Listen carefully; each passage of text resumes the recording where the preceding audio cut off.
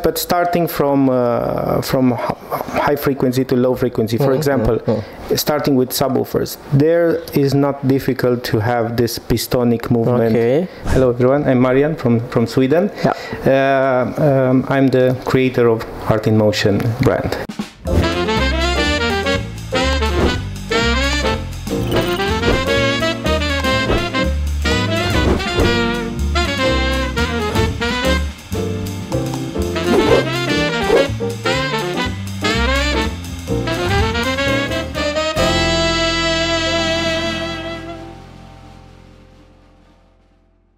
Oke, Kartens, selamat datang di channel YouTube Kartens Audio Jakarta. Welcome back to YouTube channel Kartens Audio Jakarta. So, kita hari ini akan ngobrolin soal, tentunya akan ngobrolin soal audio mobil ya. Dan juga kali ini agak berbeda bintang tamunya, karena we have the special one di sini ya. Jadi ini tamunya datang jauh-jauh ya, dan juga diantar sama Pak Andre. Sebenarnya Pak Andre ada di belakang kamera, Pak Andre.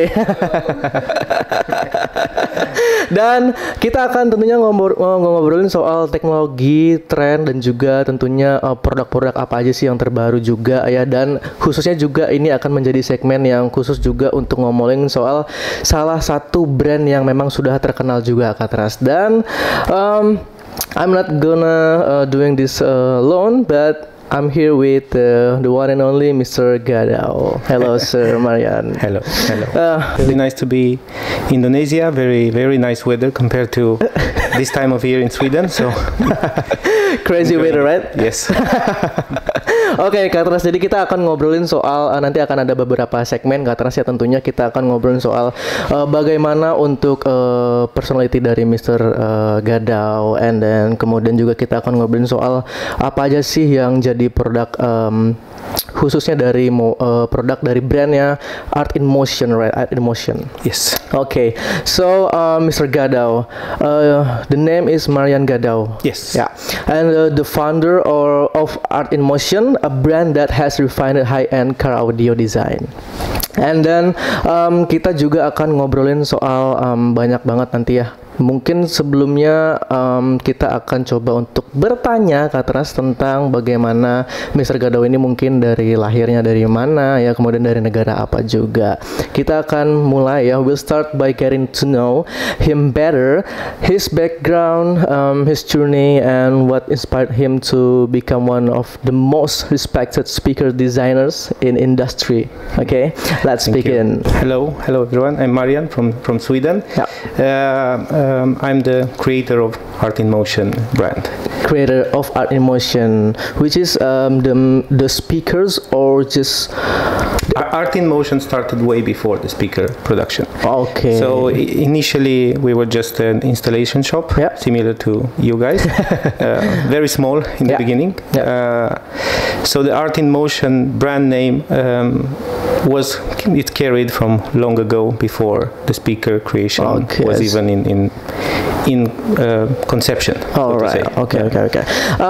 Can you tell us about your background and your current work right now? Sure. Before maybe you can tell us what you inspired to, like, okay, I'm just doing this speakers to, you know. Initially, it's just a passion for sound, and I think very early started as passion for sound on its own, music and music reproduction. Yeah.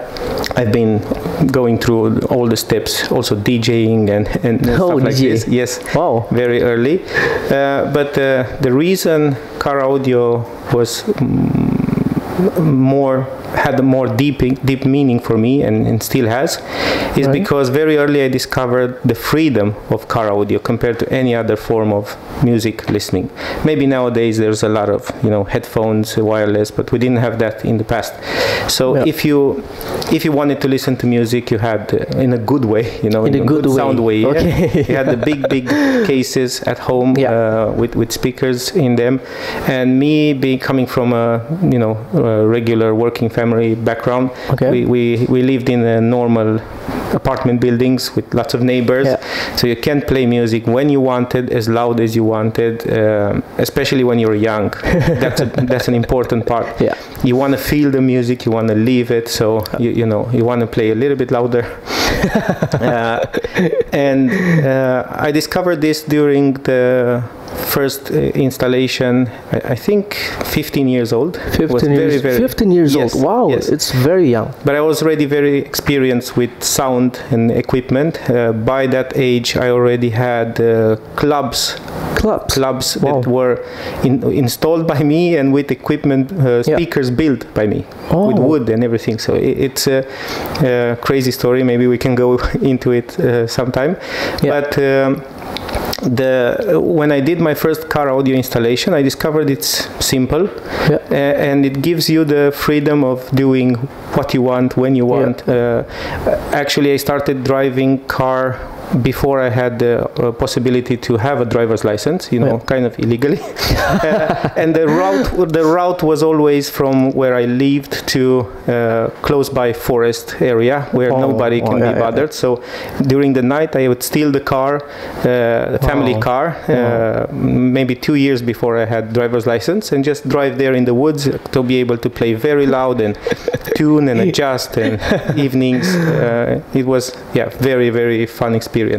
So in general, even the name Art in Motion comes from this combination of feelings, because music is the oldest form of art, or one of the oldest form of art known. I mean, thousands of years ago, the only persons that could actually experience it were the one in vicinity of the artist. And with the technology of recording, we can experience and recall moments everywhere. But of course, you have more and more. You realize you need to have the sound quality to actually perceive what the artist wanted to put out. And to experience this art that the artist wanted you to experience while you're in motion with the car, it's an amazing feeling, and it's still my preferred way to listen to music. If I have new songs that I love, I go in the car, even if static is still better than any other form, because home audio can be also a very nice experience, but not everybody can experience it, in the sense that you need a special room kind of being sacrificed for the audio, which means real estate. Sometimes it needs to be built for your audio systems in order to get the right sound out of it. So it's more convenient and accessible to everybody to experience super high-end sound in the car.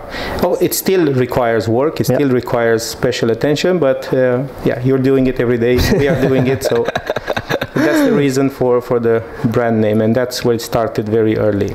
Okay, so you just start when you were 15 years old, and how about the struggle you started?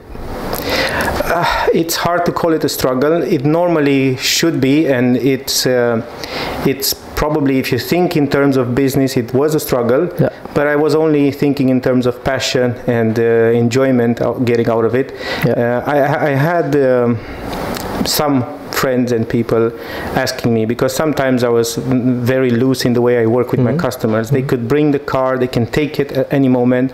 I never require payment immediately after the car was done. And some were saying, how can you let the customer take the car? You haven't cashed in. And I said, I don't care, I just wanted this to exist. And for me, the customers were the people who enabled me to experience getting the best sound system possible on the planet. And because I didn't have the possibility to build 20 cars of my own with 20 different sound equipment, it was easier to convince a customer that that is the right way to go. So at the same time, I can also experience that. And it's just, I was happy that that thing existed, and I could make it, and I didn't care if it's the best thing for business or not. Of course, during time things change, and it has to be justifiable and so on. So it was a struggle in the sense of long working hours, always the main focus, maybe a little bit ignoring other things around me and then just focus on that, but I didn't feel it as a struggle, because it was always the passion driving. Alright. Nah, Kak Tras, jadi sempat Mr. Marian Gadau ini sempat nyetel musik itu di hutan ya katanya, karena nggak mau tetangganya itu terganggu, jadinya makanya setelnya di hutan, in the forest, right? Yes. So there's no people to bother, there's nobody. So if forest was perfect. We directed the car in a direction where there was no houses. We can play as loud as we want. Yeah. So once again, how did your journey begin as a speaker designer, and what's inspired you to enter this field? Yes, so being an installer and doing car audio for many years, I have discovered, I will start with the whole story because it would make sense more in the end. I discovered that more and more customers are willing to get good sound, but usually they were actually afraid of the visuals. You know, yes, when they bring the car to somewhere, install audio, usually you get an ugly result. It sounded good, but you see ugly speakers that don't look like they fit there and so on. So this pushed me, plus also it's a personal passion to see beautiful things and exist. So this pushed me more and more in my shop in order to attract the customers that I wanted, which also had the financials and the resources to make the sound systems that I wanted to experience. I had to make my work very beautiful and very the target in the beginning was OEM look, at least. So the people opening the door for the first time see the sound system installed looks original. Of course, that OEM look in the later stages changed to an upgraded look because OEM was not enough anymore. We wanted to make a regular car look like a Bentley or So this pushed my car audio shop more into the realm of design and interior redesign and changing colors and so on. And more I realized that I can get better audio systems to exist by having those customers entering the shop first with the design ideas. So they had an expensive car, they want to change the color inside with fully brown or whatever instead of black, boring. And then we had the opportunity to tell them when those panels are anyway completely off, why don't we do a sound deadening correctly, and why don't we install some sound system? And then we showed them a car, and the customer was, wow, very exciting, let's do that. So it was easier to sell car audio in the right way to the right customers through the interior jobs, because they came to our shop for that in the beginning. And the interior work took more and more center stage in the workshop, and also in the media it got appreciated. And also this is the way I connected first time with a company called Koenigsegg in Sweden, which they build hypercars, and their issue was finding right people to work with on the interior side. So my initial discussion and initial idea was to be there and work for a year, help them with some of the important parts they needed to have done, and then go back to my business in Romania, where I'm from. And Romania? Yes. Yes. Wow. And also I then recently built brand new workshop in a very nice location. So my dream come true to have my own workshop in a very nice place. And I was supposed to go to Koenigsegg for a while and return to my workshop and use the marketing positive side of this, and continue my journey as a car audio and interior shop. But of course, 9 years later, I'm still in Sweden. So some things change during that time. But with this 3.5 years that I was with Koenigsegg and I was managing the whole interior department, I discovered one thing that before it wasn't really obvious to me. I was for each car, for each product, we do the prototyping, we created templates, we make all the preparation work, which usually for the interior design and leather and all we did took most time, maybe 70-80% of the time it's the preparation, 20% is the actual physical doing part. Just 20%? Yes. Wow. And at Koenigsegg I realized all that huge effort didn't go to waste after each project. You do it once, then you can repeat the 20% part 80 times because you build 80 cars in like a small series. And that made me think, wow, it's really nice to create products because you work a lot on the development and then you get to kind of get results from it. Yeah. In the past, in my workshop, I always saved all the templates. I always saved all the, let's say, the parts, but I never got the same car. I always get a different car because it's not obvious that customers will have same model. So I rarely use any of my hard work second time. Wow. So this was the first time I discovered it's really nice. In my head started to create this idea that it's amazing to have products. Oke. Nah, terjadi sebelumnya tuh memang Mr. Marian itu pernah menjadi interior designer dari Koenigsegg. What's called? Koenigsegg. Jadi mengerjakan di bagian interiornya dan juga langsung terjun ke dunia speakers ini.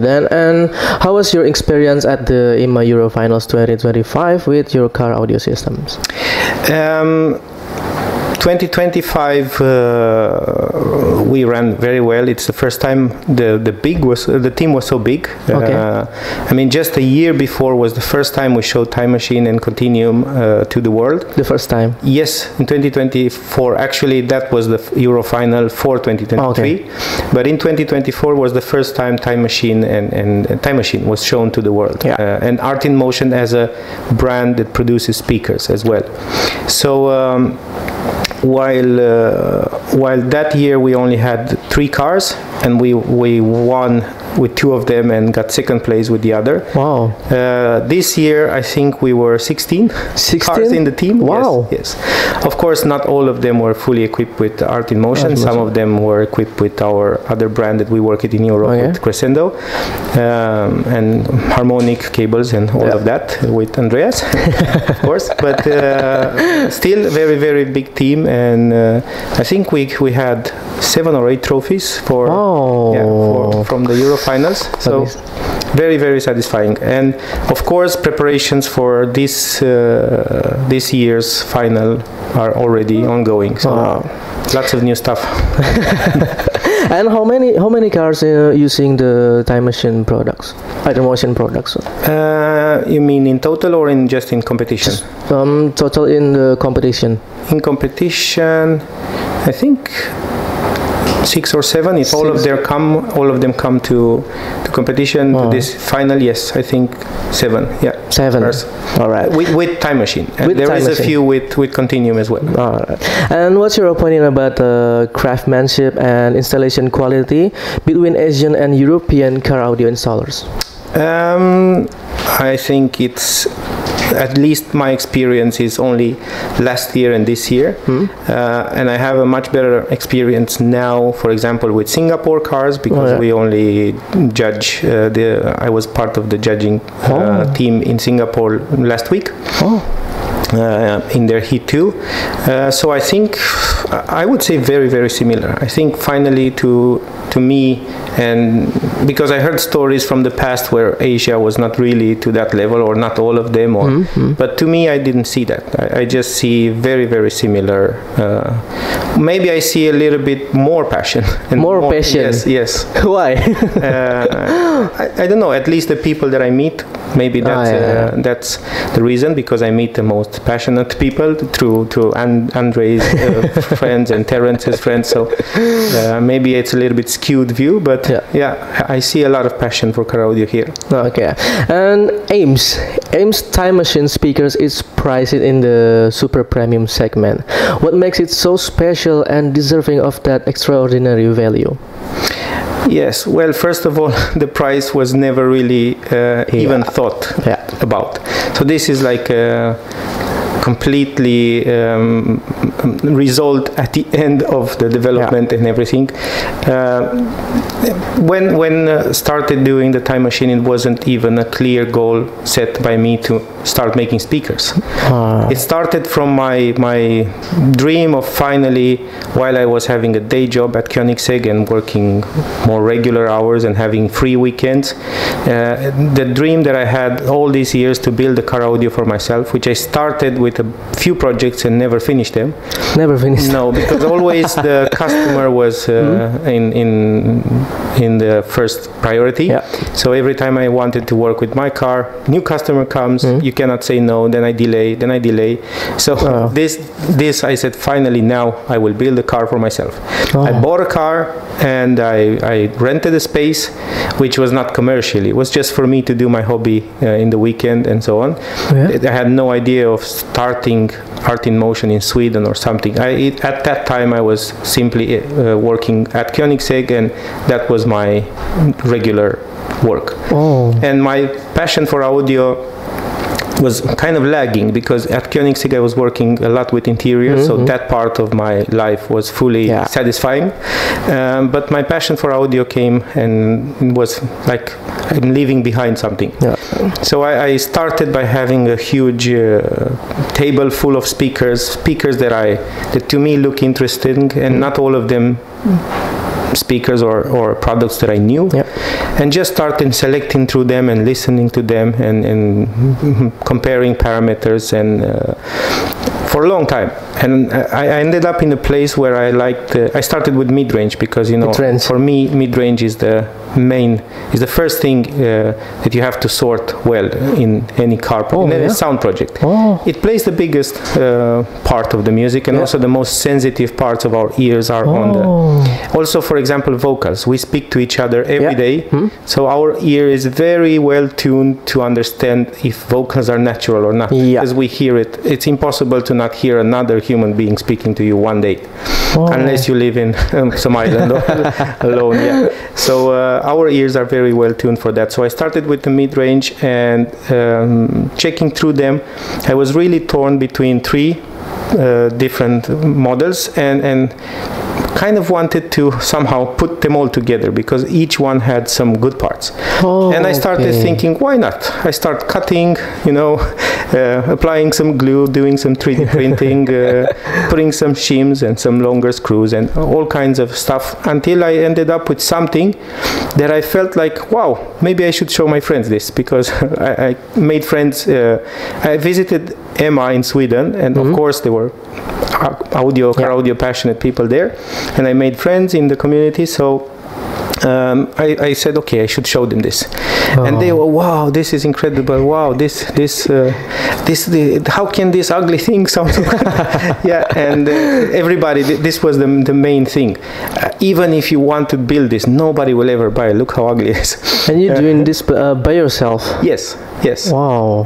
And while doing that, again, of course, some idea came into my mind that maybe this could be a product, this could happen. And, you know, fast forward, I'm having lots of investment and time put, even while working and doing my interior stuff, in the back of my head was only speakers. Going to sleep, only speakers. that it just took over. It was like an obsession. So fast forward, I have the mid-range that you saw as Time Machine almost ready. Then another big headache to get tweeters and mid-bass to really stand up and work together with that mid-range at the same high level. Because it's usually the problem to get let's say, outer side of the spectrum playing to the same amount of energy and to the rest of the system.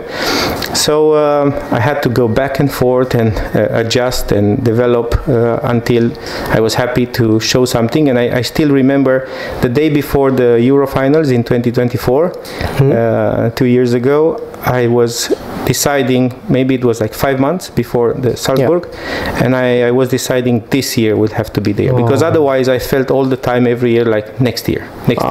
So I said, no, this year has to be the one. Doesn't matter if we're ready or not, doesn't matter. We're just gonna go and prepare everything like everything is gonna work. And it did work, and it did go crazy from that moment on, which in my head, I did not expect that the product can become viable for the market, because it was too expensive.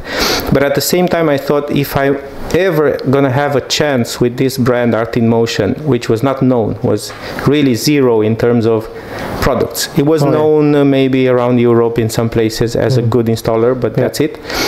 So in order to get this brand some kind of recognition, because 99% of people, like especially here, Indonesia or Singapore, where now they are a little bit more known, they're gonna see it online. You guys also watch Facebook and see, and I was hoping that to do something that you would stop and say, wow, this looks interesting. I should try to listen to this. Wow. Because the sound deserved for the product to look good. I wanted to feel like, okay, because sound, you cannot see it. You know, you have to install the speaker, you have to do all the work until you are able to hear it.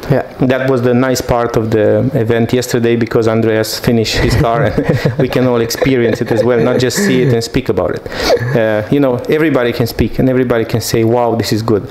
And I wanted to make them look in a way that people are getting curious about listening to them. And I felt like that was the case. So the design and the material parts are normally, let's say, 90% are form follows function. Of course, maybe you don't need the speaker to be so nice and polished and so shiny in order to sound good, but that was the other side of the coin, where the product needs to stand out in order to get attention. So being in this hyper, or what did you call it, super high-end, or super high-end, yes, was not in my mind. I did not think, where do I want to position this? How do I do this in terms of sale, or nothing? Just wanted the speaker to be for the visual, to stand up to the sound part, and I wanted this mainly, like I said before with my customers, just wanted it to exist, because when I start something, it's like obsessive. I cannot stop until it's done right. And this happened when I started doing interiors also. It's the same thing. It's the ability to push until the end, not stop when you say 90% is good enough. No, you have to continue. That's how I feel, at least. What kind of sound character do you personally or aim for tuning or designing a speaker system that you... Yes, for my taste, and we talked about this, I think the sound always, the perception of sound for each person evolves during time. When you're a beginner and you want this and then you want that, but in general, I think at the end, when everybody kind of have went through all the steps, and let's say it's an experienced listener, I think everybody's striving for neutral.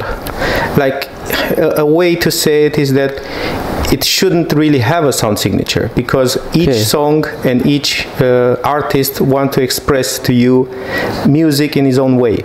And that is the amazing part about music and about artists. They're sitting there in the studio with their mastering guy, and they're trying to do something amazing that has never been done. And with the right kind of system, you will hear that, you will notice that immediately. As soon as you apply kind of a sound signature to the sound, that applies a layer to everything. So I would say very neutral, because also talking about art in motion, and the reason the name of the products are the name they have with the Quecto, and it's all about speed. Also time machine, you know, if you go to the past with a time machine, is fast. In other ways, maybe it's very difficult. We need the speed. Yes, any kind of transportation is slower than a time machine. So and I think I would need one, actually, because coming from Europe to Asia, it's some trip. Took a long. But to get the sound so transparent, to get the speaker so fast that it can follow the sinuses, because music is different electrical signals at different frequencies in the shape of a sinus. So when the driver moves and moves air, it should feel like extremely comfortable to do it very fast. You know, the sound is effortless when that happens, and then that's when you capture the nuance of the music, you capture the echoes in the room, you capture the smallest details, because if the system is overloaded with information because it doesn't have enough speed, it struggles to reproduce the main things, which are voices, instruments. The back side of the details is extremely far away and extremely minute in level in recording. So if the speaker is not capable of reproducing the regular stuff relaxed, all that background things are lost. And those are the things that create the atmosphere that the recording crew and that the artist wanted. You know, he has a special guitar, he has tuned it in a special way, it makes some special noises. You don't hear them unless the system is relaxed to reproduce everything. Okay. It's like for you it's not difficult to lift 10 kilos of weight, but if it gives you 100 or if you're very small, so that is my point in the sound signature. So I think with enough speed, and of course, as soon as you achieve speed, you also have to have a well-behaved speaker, because it's maybe easy to get the speed, but to also have at least in the spectrum the driver plays, if it's a mid-range, if it's a tweeter, in that spectrum to not have problems coming from high speed means you transfer a lot of energy from the voice coil to the moving parts, the cone, and those are gonna, as they call breakup, they are gonna have a moment or a place in frequency and in time where they start distorting the shape and creating their own noises instead of what is impregnated in the sound electrically. And that will happen anyway, whatever you do, but at least it should happen outside of the spectrum you're listening into. Okay, and if we talk about time machine, yes, what it means for you, because this question I ever asked to Mr. Andre in this podcast, and yes, so for me refers very generally to a good sound, because let's say it's in the room, it's in very high-end home audio system, even maybe at a concert, even though it's live, everywhere you go. That's why I said even concert, because the difference is very small, but there is a time delay from the stage. But everything there is recorded is in the past. Even this podcast we record now, everybody will see it a little bit later. Even if it's live, it's some delay. So so in order to really go, let's say 1960s in the room where the Beatles recorded, it's impossible, you know. But with the sound system, I really did feel this and think about it way before the speakers existed. I really thought that the sound system is a way of making you feel you're in the room, because even a screen, you know, the video has a lot more information than audio, but at the same time the feeling is not the same. It's a flat image, whereas music makes you feel three-dimensional, everything. Once you experience a very good sounding system, you cannot get over that. You hear the room, you hear the echoes, you hear the cracking of the chairs. It's like you're in the room when it's done right.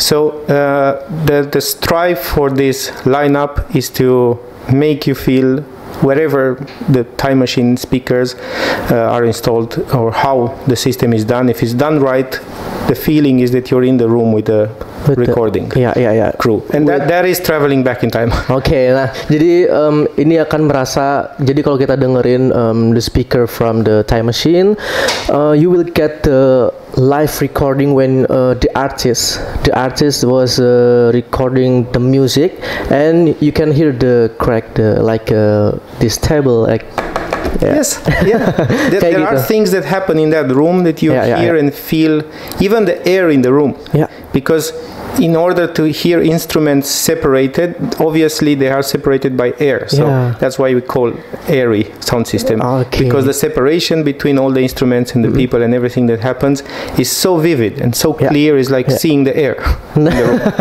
Nah, seperti itu Kak Tres. Jadi kalau untuk nanti kita ada translate-nya ya Kak Tres ya, nanti kita tambahkan di bawah, dan tentunya itu yang dikatakan oleh Marian Gadau, kalau serasa live ya, kalau kita mendengarkan dengan satu buah speaker yang memang it's so fast ya. And then the speednya juga kita butuh juga. What was the very first speaker you ever designed, and how do you feel about it now when you look back? The first was the mid-range in the time machine. And obviously it was a long process, which was very, very enjoyable, and it started some processes in the brain. And I mean, even now, seeing there is a big satisfaction seeing people like very passionate and experienced people in the industry loving those speakers and understanding why they're built like they are, especially after listening to them in real life. So looking back, I still question how did I do it in a way, because the creative process for me it just happens naturally.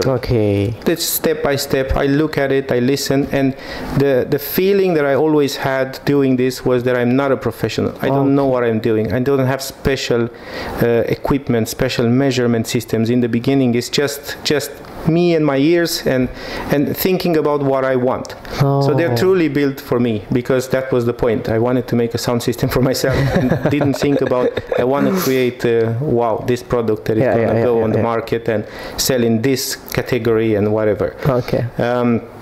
So this process come very natural, and but looking back to it, that is the reason why now start to get even bigger ambition, because looking back to it, it was like, wow, if I could do this, what could it be possible if I go a little bit deeper, maybe? So that's the feeling. But in any way,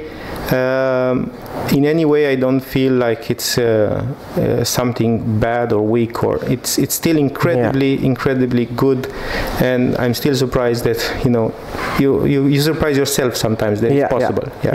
And can you describe your creative process when you're designing a new speakers from scratch?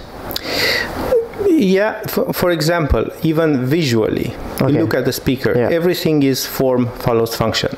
So if there is a function, for example, if you look at the mid-range, the time machine, it's very big in the middle and it tapers down, rounded towards the bottom where the magnet is. And those are all normal, let's say, physical reasons for the design.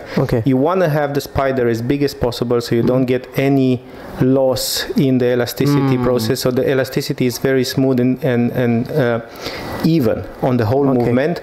Obviously, if you have a super short spider from a big voice coil and a small area of the spider, then it gets progressively harder and harder, stiffer and stiffer, because there is no enough room for, and this happens anyway, but it should happen at a minimum amount.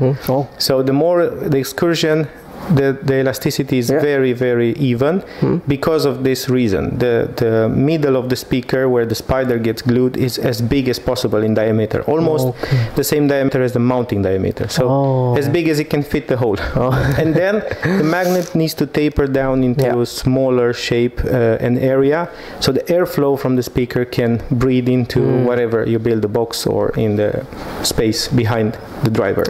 So that is a part of design that a lot of persons have asked about the speaker. Why is it done like this? It's simple, let's say, physics that you have to think about.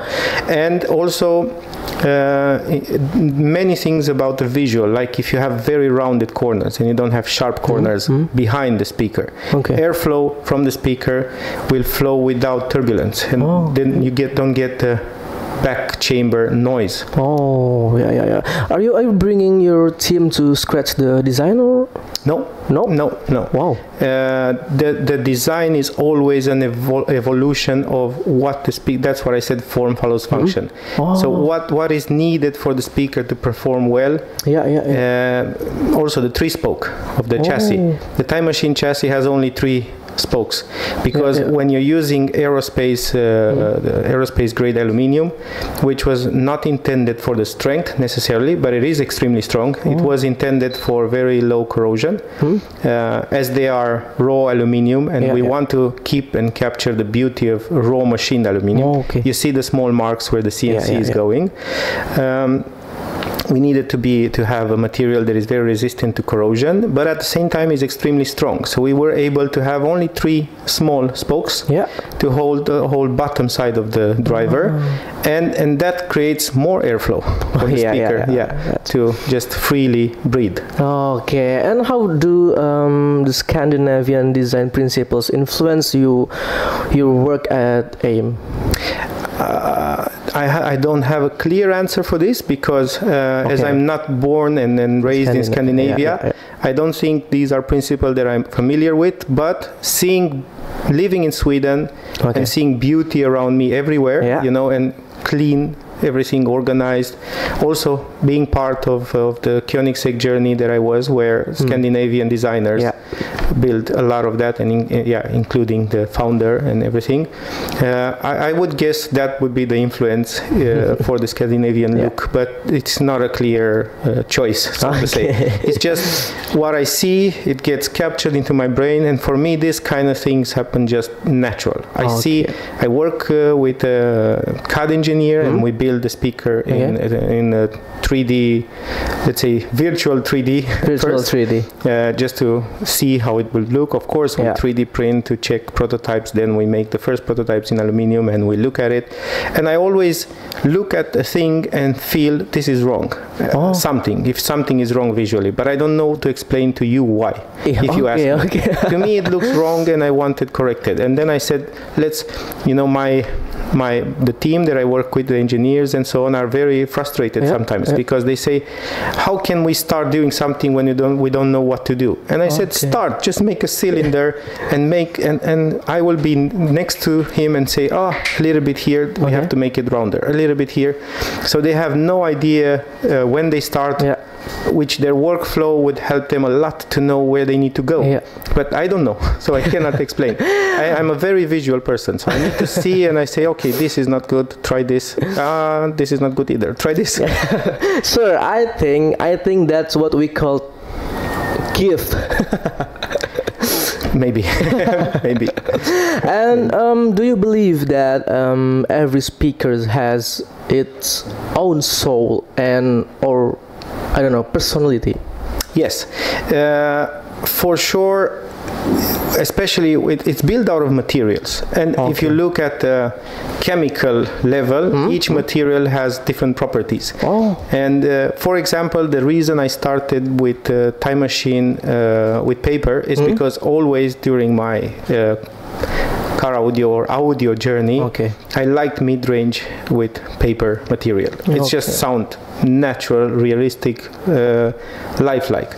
But at the same time, I also always felt that there is kind of low energy sound coming from paper. And I wasn't sure if that is like a preference of other manufacturer or is actually a flaw of the material.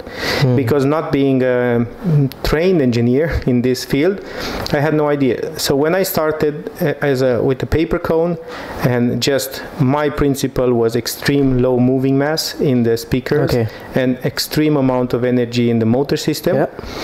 This was kind of in my brain. I discovered something that maybe nobody discovered. Wow. And I realized, okay, that's why nobody does it. When one of the first prototypes was sounding, there was extreme amount of peaks and problems in the frequency response because paper is a weaker material compared to, for example, carbon fiber, which help us improve on those problems, especially as carbon fiber started to become more of an expertise for me after working with Koenigsegg, which is a completely carbon fiber made car. That is one of the examples. Going through the knowledge that I had that paper is a good material, we still strived to have the speaker being natural, because I realized later the properties that are beneficial from paper is the damping capability of paper. If you use, for example, raw only carbon fiber in the mid-range, it wasn't obvious to me that I could make the same dampening happen as you find inherently in paper. So a combination of the two material was in the end the perfect choice, but it took let's say, many versions and many combinations of carbon and paper to get to that result. And it usually was simple. Look at the cone, try to imagine the force is being pushed here, and a lot of these things happen today with simulations, and which we ended up doing a little bit in the end, but it's easier to just find a sweet spot with the simulation, but start from physical, in my opinion, from a physical background, and just look at things with your eyes and think with your brain. It's obvious. The mid-range, the voice coil will push a lot of energy into the cone, and the cone, when it gets bigger and bigger at the ends, becomes more weak and unstable in the shape. So you want to make sure that the outer edge, starting from a lower part, gets more and more reinforced and dampened. So the vibrations, even if they happen, they are not producing noises, because you want the electrical system that is inputted into the voice coil, and as is called a transducer, it transduces electromagnetism into sound. You want the sound that comes out to be what the signal input is. So the speaker needs to move this much with this frequency, and any other sound that comes from the driver itself, because of course, if you take any material here, take a piece of metal and just boom, make it its own sound. So the cone is not allowed to do any of these sounds, because the voice coil is hammering energy into it, and the cone needs to be completely silent and inert and just behave how the voice coil tells it. At some point, it is so bad in paper that the voice coil is moving up and the top of the cone is moving down. The opposite things happen because it's too elastic. So these simple things, when you look at them and understand them, I think lead to a better product. I think you have to teach me tomorrow. Of course, we can speak as long as you like. But okay, Cartenas ya. Jadi kita akan move to the next segment, which is maybe the last segment before you. I don't know. You're busy today, so. My bosses tell me what to do and where to go. I just follow. Okay. I always get good food and good coffee, so I'm happy. You ever try Indonesian food? Of course. Yes. Also, every time, even last year, I always get new place to eat, and it's always something special or local. That's what I usually like. So I'm extremely amazed of the taste. You have to try durian. Everybody keeps telling me that, and I'm willing to try if I can get over the smell. Some people say they cannot get over the smell. So just close your nose and my brain. I can close my brain. Okay, and in this segment, we'll talk about with Marian the technical side and craftsmanship behind art in motion speakers, and how materials, design, precision, and tuning shape the vinyl sound experience. So, how do materials such as wood, aluminum, and or composite affect the sound signature of speakers? Yes, so we touched a little bit before on that. So I knew the question you're going to ask.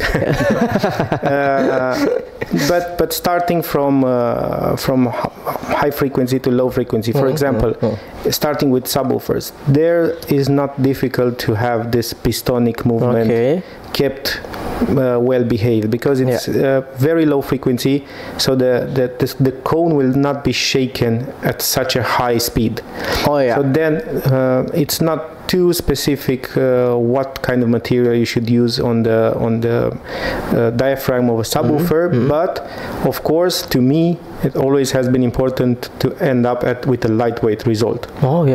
Starting from the subwoofer to the high range, especially high, very low moving parts with a high energy motor system. So because they are not mutually exclusive, obviously. If you get a very high energy motor but you get a very low heavy cone, then of course it balances out, so you still don't get the benefit. And that's only something that you can measure in comparison with the standard average, because otherwise there is no limit. So we are trying to explore exactly that, what is the limit possible to the lightweight movement. Because I think that is the absolute key and secret to getting good natural transparent sound. Okay. So starting from the subwoofers, for example, in the Time Machine range, the 8-inch one is extremely lightweight. It's 32 grams of moving mass in the cone, or all the moving parts, due to usage of a combination again of paper and carbon fiber. That subwoofer is also capable of playing higher frequencies, so we realized the damping of paper was really good to make that subwoofer be very linear and nice, well behaving up to 1000 hertz. So even though it's a subwoofer, it can play very well the role of a midwoofer. No problem. Especially with a big mid-range like ours, which can play down to 200 hertz. You could cross directly 2 subwoofers with mid-ranges. Wow, jadi Katras itu dia ya. Dan kita juga baru tahu ternyata sistemnya tuh seperti itu untuk subwoofer. Dan and how much does the car's cabin structure influence your design approach when creating AIM speakers? Very much. This is why we speak about car audio specific. There is a lot of home audio influence in the speaker world, and you can look at it and see, of course, what can be the difference, because it's just a driver, you know. Why should there be a difference between car and home? And many people speak about the obvious difference, which is materials used that can hold and be behaving well for a long period of time in high humidity and extreme temperatures. You know, in Europe we can have -20. You here have the other extreme of 36, I think. Plus lots of humidity and so on. So this is one part of it. But of course, it's a lot more than that, in my opinion. I think the closest field that is comparable with car audio is the monitoring system, the near field monitor system in studio monitors. Because what's extremely important in a car in a mid and high frequency is that the speaker sounds very, very good, as good off axis as it sounds on axis. You know, in a car you're surrounded by glass, dashboard, door panels, roof. It's not like in home audio. You can always have the speaker pointed towards you. You get the direct sound from the drivers, and you can have damping materials to the side of the speakers or to the roof or whatever to capture the other sound that is reflected towards outside, like this wall. Yes, exactly. So you get only the direct sound from yourself, and then a home audio manufacturer will focus more that the direct sound is very linear and clean.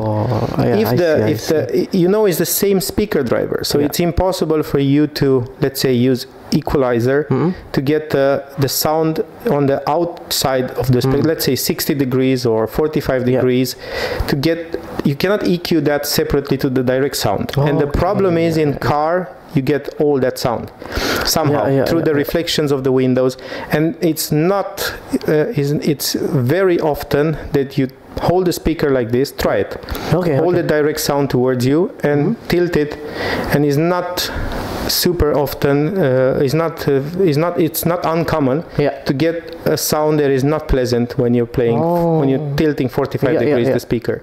And that is a big problem that car audio needs to cope with, because when you're gonna sit there in the chair and listen to music, especially if you're listening loud, exactly what we talked about before, the cone will start to wobble, and all of those wobbling and bad noises will be more directed to the outside than in the center.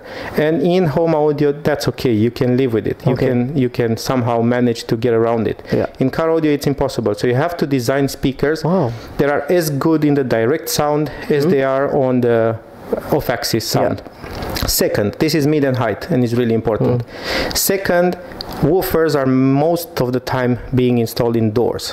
So it needs to have different characteristic of let's say moving mechanical parts, QTS or whatever you call it, and other factors. So a woofer usually in a 6.5 size, because it's kind of a magic size. It's very hard to make an 8-inch woofer sound as good and as complete as a 6.5. Same time, a 5-inch will also have its own problems. So it's a really a magical size for car, and to be able to play that in infinite baffle or door, which is door is the most common, and we have to realize that as a manufacturer, that these speakers, whether we like it or not, are gonna be played indoors many times, because not too many crazy customers will wanna, you know, rebuild their cars just to have good sound. So from those perspectives, speakers for car are very different than speakers for home, very, very different, the drivers. And many times that is also another advantage that I have, not being schooled in this industry or having you know, a background in engineering, in acoustics, for example. Many people are taught in schools where obviously home audio is always the focus more, because that is huge market compared to this. That's right. And to understand the peculiarities of car audio, I think it was a huge benefit that I worked first as an installer. So every time I build something, I think about how to satisfy my needs, to make it easier to be installed, to make it well performing in an easy manner and fast. So these are the two key differences. And of course, the subwoofers, you cannot build subwoofers that require special box with ported or something like this. It's very difficult to have a good ported box in a car, and it's almost impossible, I would say. And yes, so the speakers have to be designed to play well and natural and good in a small box. This is another issue that I see normally in car audio. Many manufacturers, let's say, want to squeeze a 10-inch in a very small box, just because the market needs it. And my benefit was that I didn't think about sales, I didn't think about the market, I just think about what would sound good to me. And instead of having a 10-inch that plays struggling in a small box, we have decided to go in the time machine range with the 8-inch that plays in, for example, from 12 to 18 liters, which is regular small size box in car audio, and then it plays correct and natural and relaxed in its environment, in its box, because the area of the cone is much smaller. But because you offset that with excursion, you can get the same amount of sound and with higher quality and higher speed. Also, from this point of view, because all of those things matter very much, like in the door, you do not have the luxury that home audio speakers have to have a fixed environment that is always the correct one. So a speaker that needs to play in a door, like a mid-woofer, 6.5 mid-woofer from the time machine, needs to rely almost zero amount on the air pressure behind it. So everything has to be super balanced directly from the mechanical and most importantly from the magnetic side. Magnetic side. Yes, because if you look at the time machine 6.5, and that works well with the question you had before, why they are so expensive. Motor system is huge. It's as big or bigger than normal ferrite magnets in regular speakers, but this is a neodymium driver, and it has a huge amount of neodymium magnet on the outside ring, and it also has 2 magnets inside the voice coil or in the middle side. So it's a huge amount of magnetism. It's not completely uncommon or unseen. There is others who have done that before, but I was not aware of it when I thought about it. So wow, it is so many information from you. I think this is, I don't know, maybe my small brain.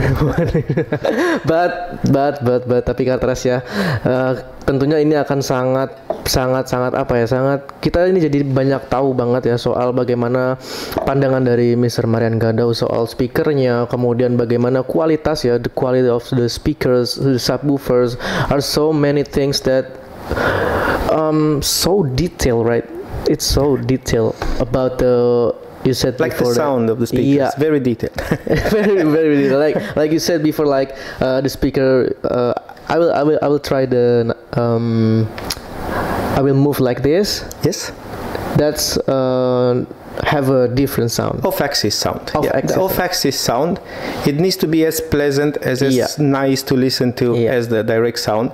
Of course, it will carry maybe different frequency response, so it can be slightly off in terms of frequency response, but still without big peaks or big holes or stuff that will annoy and create phase problems and so on. Nah, gitu Kak Tras ya. Jadi kita nanti kita akan coba juga. Nah, Mr. What do you think about the 3D printing or CNC machining in the speakers manufacturing process? Is it the future? Definitely. Yes. I mean, of course, there's still traditional ways of, let's say, aluminum casting in a tool, or even steel stamping, which are more cost-effective with high volume. Yeah. But they offer a lot of, let's say, constraints in flexibility. So if you want to have a project that there's nothing standing in the way in terms of technology into your dreams of creating whatever you want to create, I think there's first of all 3D printing is the absolute, and this is the most amazing thing to have as a prototyping tool, because you can create your dreams exactly as you imagine them. There's no limitation at all. Obviously you have to know what you're doing a little bit, but this is the future in that terms. And then hopefully you can recreate that by CNCing with aluminum, because it's not always easy, or even if it is possible, it's extremely inaccessible. So hard to find the people and the machines that can do that. We don't even talk about cost. But obviously, maybe as I see it today, the 3D printing in metals and other materials are gonna dominate for sure. Okay, and the last question, Mr. So we talk a lot of car audio, and we talk about the speakers. If you had to describe a sound signature in the maybe 3 words, what would they be? Transparent, dynamic, natural is always you say it's a little bit overused, unfortunately, in any industry, but we really do mean it. Nah, Kak Tras, jadi itu dia ya podcast kita hari ini bersama Mr. Marian Gadau. So thank you for having me, Mr. Marian Gadau. Maybe we can meet again next week or someday, or are you gonna are you gonna come to Salzburg? I don't think so, because Mr. Eddie come on, just 12 hours flight. 12 hours 13, I don't know, from here. So Kak Tras, terima kasih yang sudah menonton ya. Jangan lupa untuk selalu lihat-lihat video kita terus, karena kita kayak gini nih, nggak ada yang tahu tamu kita akan datang so far away from the Sweden or Romania. Yeah, and I live in Sweden now, so live in Sweden. Jadi I'm only born in Romania. 12 jam. And how's the jet lag, sir? Actually, not as bad. No. And it was the same last year when I came. I think the excitement of meeting the people and always having lots of activities and lots of food and talking and conversations do not let me even feel the. Oke. Nah, itu dia Kak Tras. Jangan lupa untuk like, comment, dan subscribe channel YouTube kita, Cartens Audio Jakarta. And once again, thank you, Mr. Marian Gadau. Thank you for having me. Kita akan langsung kasih Mr. Marian Gadau durian, okay? I smell first. Bye bye.